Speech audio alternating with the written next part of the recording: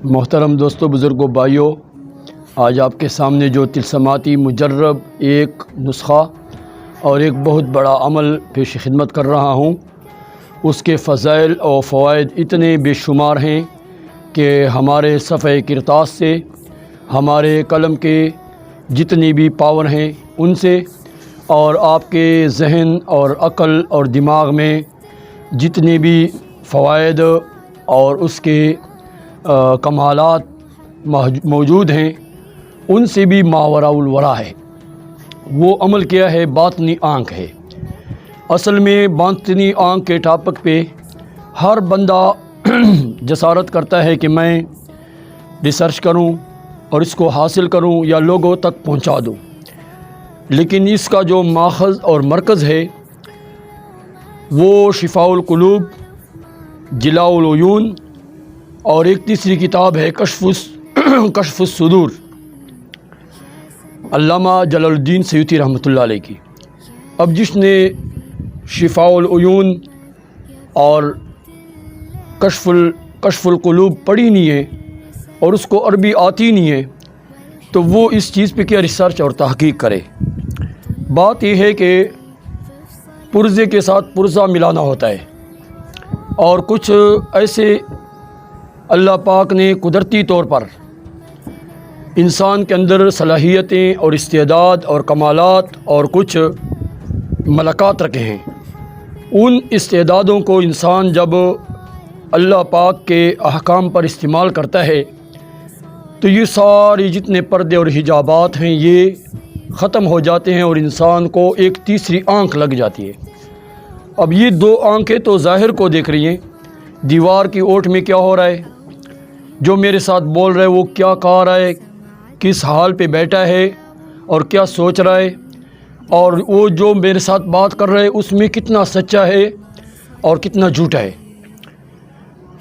تو اس کو تو ہر بندہ معلوم نہیں کر سکتا، کوئی لاکھوں کروڑوں میں ایک معلوم کر سکتا ہے۔ تو باطنی آنکھ اصل میں ایک تیسری آنکھ ہے جس کو تم چھٹی حس بولتے ہو، لیکن یہ چھٹی حس کیسے کھلے؟ اس کے لیے کوئی الدین کا چراغ یا کوئی ایسا بٹن نہیں ہے جو آپ دبائیں اور ادھر سے آپ کی تیسری آنکھ لگ جائے، اور نگاہ میں جو چیز نہیں آتی، آپ کو جو چیز دکھائی نہیں دے رہی، نظر نہیں آ رہی، اور آپ کے ذہن میں، آپ کے لیپ ٹاپ اور آپ کے عقل میں آ جائے اور آپ کو حقیقت تک رسائی ہو جائے۔ لیکن یہ ملکہ اور یہ استعداد اور یہ طاقت انسان کے اندر ہے۔ جب یہ آنکھ انسان کو لگ جاتی ہے تو ان دو آنکھوں کی بھی اس کے سامنے کوئی پاور نہیں ہے۔ یہ پاورفل آنکھ ہے۔ بظاہر انسان کی ہوتی دو آنکھیں ہیں، لیکن یہ تیسری آنکھ ان دو آنکھوں سے بھی زیادہ تیز رفتار اور پاورفل ہوتی ہے، اور یہ اصل میں ہے انسان کے جو کردار اور اخلاق اور اندر باطن کا پاور ہے اس سے لگتی ہے۔ اب لوگوں نے تو اس چیز کو ڈرامہ اور ایسے تماشا بنا دیا اور ایک مذاق کا مسخرہ بنا دیا۔ یہ اصل میں انسان کے اللہ اور اس کے رسول کے احکامات پر زیادہ چلنے پہ اور تزکیہ نفس اور تزکیہ باطن پہ ہے کہ انسان جو کھاتا ہے وہ حلال کھائے۔ دوسرے نمبر پر انسان جو یہ اپنی خداداد صلاحیتوں کی مشینری استعمال کر رہا ہے وہ اس خداوندی احکام کے مطابق استعمال کرے جس کا حکم ہے۔ تیسرے نمبر پر حرام سے بچے۔ چوتھے نمبر پر حقوق العباد اور حقوق اللہ میں کوتاہی نہ کرے۔ اب ایک شخص نماز ہی نہیں پڑھتا، ایک شخص فرض روزہ ہی نہیں رکھتا، ایک شخص حرام کا کوئی موقع ہی نہیں چھوڑتا، یعنی چوری ڈکیتی کی کوئی واردات ہوں، موقع ملا تو اس نے چوری کر لی، چاہے ادارے کے بہت بڑے پوسٹ پہ بیٹھا ہے یا محلے کا اوباش ہے، چوری کا کوئی موقع بھی ہاتھ سے نہیں دینے جا رہا، یعنی چوری بجلی کی بھی کر رہا ہے، اپنے اختیارات کو بھی ناجائز استعمال کر رہا ہے، اور لوگوں کے جذبات کے ساتھ بھی کھیل رہا ہے، اور حلال حرام کی تمیز چھوڑ کر کما رہا ہے اور لوگوں کا چمڑا ادھیر رہا ہے، تو اس کو باطنی آنکھ لگے گی، اس کو پاورفل یہ آنکھ اور یہ حیثیت اور یہ مقام نصیب ہوگا، ایسے نہیں ہو سکتا۔ یہ پہلے زمانے میں جو آپ سنتے چلے آ رہے ہیں، بایزید بستامی ہے، حسن بصری ہے، فضیل بن ایاز ہے، شفیق بلخی ہے، اور اسی طرح جنید بغدادی ہے یا حبیب اجمی ہے، یہ باطنی آنکھ والے جو ہوا کرتے تھے، شیخ التفسیر احمد علی لاہوری رحمۃ اللہ علیہ تک یہ بندے کو بتا دیا کرتے تھے کہ آپ بدکاری کر کے آئے ہو، آپ سود کھاتے ہو، آپ رشوت لیتے ہو، آپ نے ڈاکہ کیا ہے، آپ عشق مجازی میں گرفتار ہو، آپ والدین کے نافرمان ہو، آپ پڑوسیوں کو ستا رہے ہو، آپ رشتہ داروں کو اذیت دیتے ہو۔ تو اگلے بندے کے ساتھ پرفیکٹ وہی حالات ہو چکے ہوتے تھے، انہی اعمال میں وہ مبتلا ہوتا تھا، اور قبر پہ مراقبہ کیا یہ جنت میں ہے یا جہنم میں، تو قبر کے حالات بھی بتا دیے، اور جہاں پہ ریسرچ کیا کہہ دیا ادھر سونے کی دیگ ہے، ادھر چاندی ہے، ادھر زمین کے نیچے پٹرول ہے، ادھر گیس ہے، ادھر معدنیات ہیں، ادھر جواہر اور لعل و گوہر ہیں، تو ہر چیز اس طرح سچ سچ بتا دی جیسے آسمانی وحی ہو۔ تو یہ ان کا تزکیہ باطن ہوا کرتا تھا، ڈائریکٹ اللہ پاک کے ساتھ دل کی تار ملی ہوتی تھی، تو ان کی باطنی آنکھ ہوا کرتی تھی، اور انسانوں کی شخصیت کی اصلیت ان کے سامنے ہوتی تھی کہ یہ شخص جو ہے نا خنزیر کی شکل میں بیٹھا ہے، یہ کتے کی شکل میں، یہ بندر کی شکل میں ہے، یہ کسی اور حرام درندے کی شکل میں چیتا ہے یا ریچھ ہے۔ تو یہ اشیاء کی جو حقیقتیں ہیں، حدیث میں آتا ہے اللہم ارنا حقائق الاشیاء، اے اللہ مجھے ہر چیز کی اصلیت اور اصل حقیقت بے نقاب فرما۔ تو یہ تزکیہ باطن سے ہے۔ تو میرے دوستو، سب سے پہلے تو اس کے لیے شرط یہ ہے باطنی آنکھ کے لیے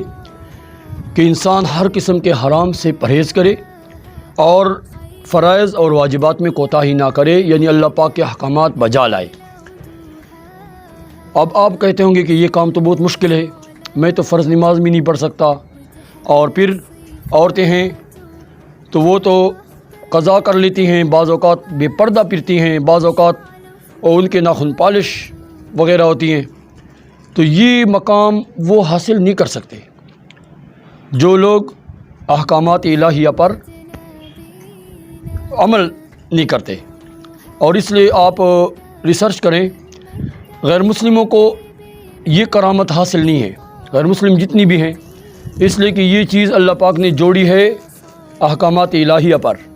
باطنی آنکھ غیر مسلم کو نہیں لگ سکتی، چاہے وہ ہندو ہو، سکھ ہو، عیسائی ہو، یہود ہوں، کمیونسٹ ہوں، دیری ہوں، جتنے بھی یہ غیر مسلم ہیں، یہ مسلمان کے لیے ہے۔ اور دوسرے نمبر پر ایک عمل پھر ایسا ہے کہ فرائض واجبات کی انسان میں کوتاہی ہو جاتی ہے، کبھی نماز قضا ہو گئی، کبھی کوئی بندہ آپ سے ناراض ہو گیا، کبھی کسی کا حق چھین لیا، لیکن دل میں توبہ کی نیت ہے، شرمندگی اور ندامت ہے، تو ایسے بندے کے لیے وظیفہ ہے۔ وظیفہ یہ ہے کہ سب سے پہلے آپ عشاء کی نماز کے بعد کسی بھی دن، یہ بھی آپ کو بتاتا چلوں کہ اس کے لیے کوئی ماہ نوچندی یا کوئی جمعرات کا دن یا جمعہ اتوار کا دن یا ہفتے کا دن مقرر نہیں، کسی بھی دن سے آپ اس کا آغاز کر سکتے ہو۔ عشاء کی نماز کے بعد آپ 400 مرتبہ یہ آیت پڑھو گے، وَيَعْلَمُ مَا تُسِرُّونَ وَمَا تُعْلِنُونَ، 400 مرتبہ پڑھ کر اس کے بعد یہ کہو گے یا من ہو لا ہو الا ہو، یہ 313 مرتبہ پڑھو گے۔ یہ روزانہ کرو گے، 21ویں دن آپ کی باطنی آنکھ کھل جائے گی،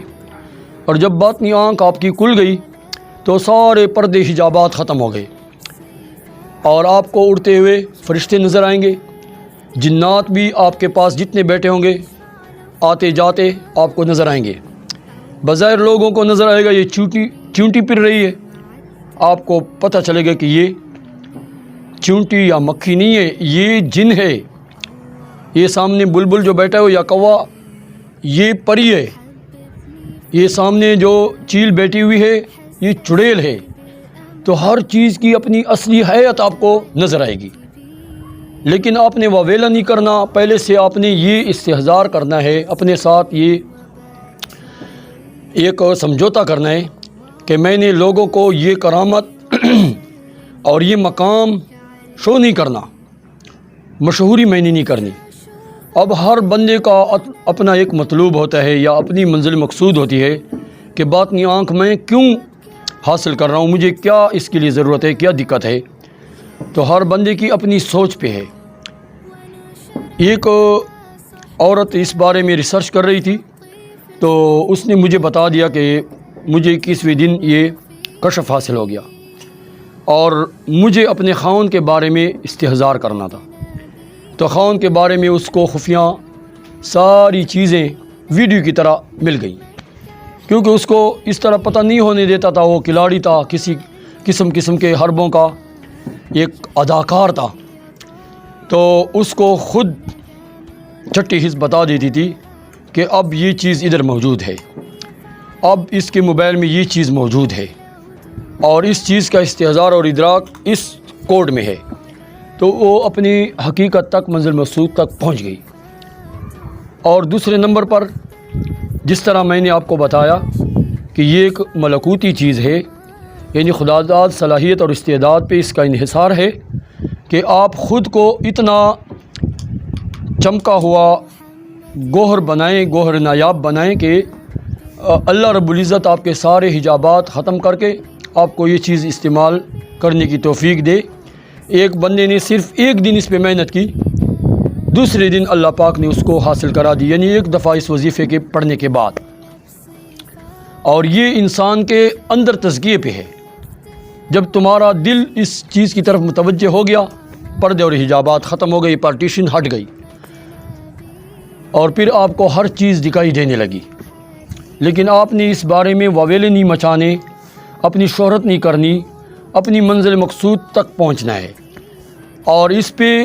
اللہ پاک کے مخلوق کی خدمت کرنی ہے، نہ کہ مخلوق خدا کو بے پرد اور عریاں کرنا ہے اور ان کی ابجوئی کے پیچھے لگنا ہے۔ اس لیے تو امام ابو حنیفہ رحمۃ اللہ علیہ کو اللہ پاک نے جو یہ معجزہ ایک کرامت دی تھی، تو اللہ پاک سے اس نے کہا، اے اللہ تیری مخلوق میرے سامنے بے پرد ہو رہی ہے، اس چیز کو مجھ سے ہٹا دیں،